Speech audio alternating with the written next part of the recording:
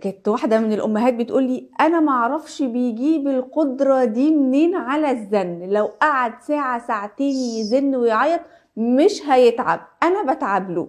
إيه الأسباب اللي بتخليهم يوصلوا للدرجة دي من الزن؟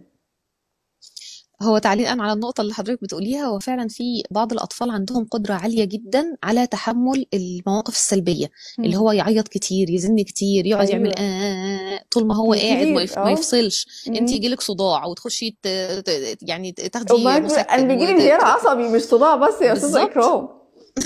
صحيح. ليه بقى؟ لان هو بيبقى عنده اصرار إن انا عايز الحاجه دي، فانا هكرس كل جهودي، لان انا ابقى تنيني قاعد كده انا ما ورايش حاجه. ماما بقى وراها اخواتها اخواتي التانيين، وراها مطبخ، وراها شغل، وراها اي حاجه، انا ماليش دعوه، لكن انا مم. وظيفتي دلوقتي ان انا اذن. فهو فعلا بياخدها، بيدخل فيها من الباب دوت، ان هو زي تحدي او فرض سيطره يعني. مم. لكن فعلا نقطه الاسباب ديت لو فهمناها يا استاذه ندى مهمه جدا جدا. أيوة. اول حاجه، اللي في امهات كتير في المرحله اللي احنا بنتكلم عنها، اللي هي من سنتين لخمس سنوات، بيكون ما عندهاش خلفيه اصلا او فكره عن ان ابنها المرحله دي طبيعي ان هو يزن. مم. فبالتالي اول ما يبدا يزن شويه كده، تقوم شاريه دماغها زي ما بنقول بالمصري كده، ايه، اه. انت عايز التليفون يا حبيبي اتفضل، عايز حاجه حلوه كمان أيوة. اتفضل، عايز تخرج مش أيوة. عارفه ايه اتفضل، عشان نخلص. لكن هي في الوقت اللي هو ده ايه، هي بتسكته. بتسده علشان يريحها. بالظبط. بالظبط، وبتحقق له اللي هو عايزه، يعني هو مش عايز اكتر من ان هو يطلب فيجاب، يبقى يا سلام كده هو سيد زمانه يعني. امم. فبالتالي الام في الوقت ده هي بتكون مثلا مشغوله، او مثلا عندها بيبي تاني، او عندها اي انشغالات يعني. امم. فيكفي الطفل مره واحده بس ان هو يقتنع ان او يجرب ان ماما لما انا زنيت عليها ايوه. جربت الطريقه دي بتيجي فهي بالزن ادتني. بالظبط. اه.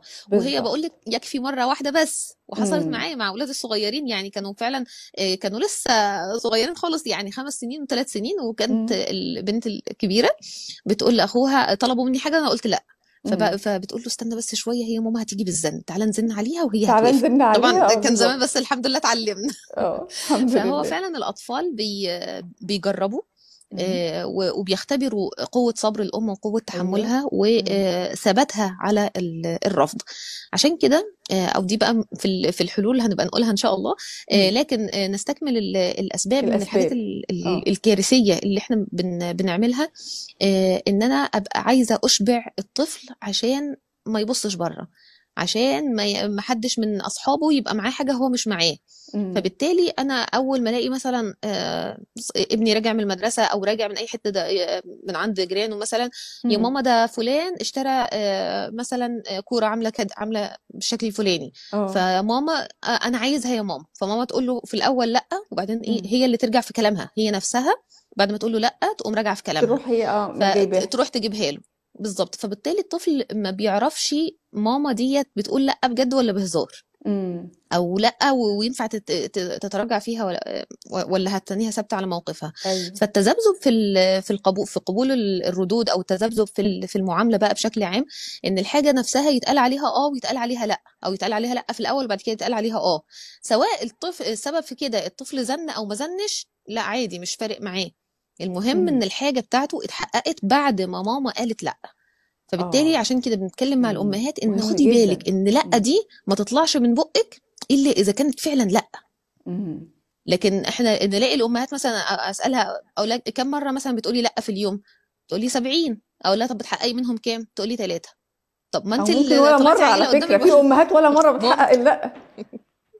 ده حقيقي فعلا. فكده مم. احنا بنشوف بقى من وجهة النظر دي مين اللي بيمشي كلامه في البيت. هل الطفل هو اه. هل الام هي اللي مسيطره وهي اللي مم. متحكمه وهي اللي بتقنع ايوه. الطفل، او هي اللي بتتكلم وهي اللي ماسكه زمام الامور، ولا مم. من الاخر الام ماشيه ورا ابنها والحاجه اللي هو اه. يقول عليها هي تعملها. مم. فبالتالي ممكن اقول ان 90% من اسباب الزن سببه الام او الاب، يعني اللي هو اللي ايه الاكثر احتكاكا بالطفل. بالظبط. لكن قليل جدا بقى لما نلاقي مثلا في اسباب عضويه، يعني مم. مثلا حاجه زي التهاب الاذن الوسطى.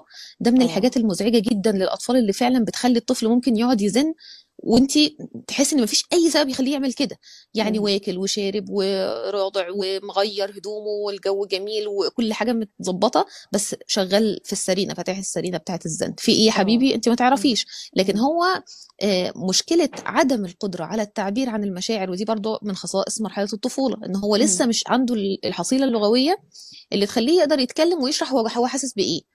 فبالتالي انا مش عارف اقول لك انا في حاجه وجعاني بس مش عارفه اقولها مم. ايه. مم. وفي امراض فعلا، يعني لو بطنه وجعته هيقول لك بطني بتوجعني، لو مم. رجله اتخبطت هيقول لك رجلي اتخبطت. لكن في حاجات غير قابل على التعبير عنها، يعني اللي هو هوصفها لك مم. ازاي، في حاجه وجعاني هنا بس ايه هي انا ما اعرفش. مم. فبالتالي ممكن يدخل فعلا في دوامه زن بسبب مشكله عضويه.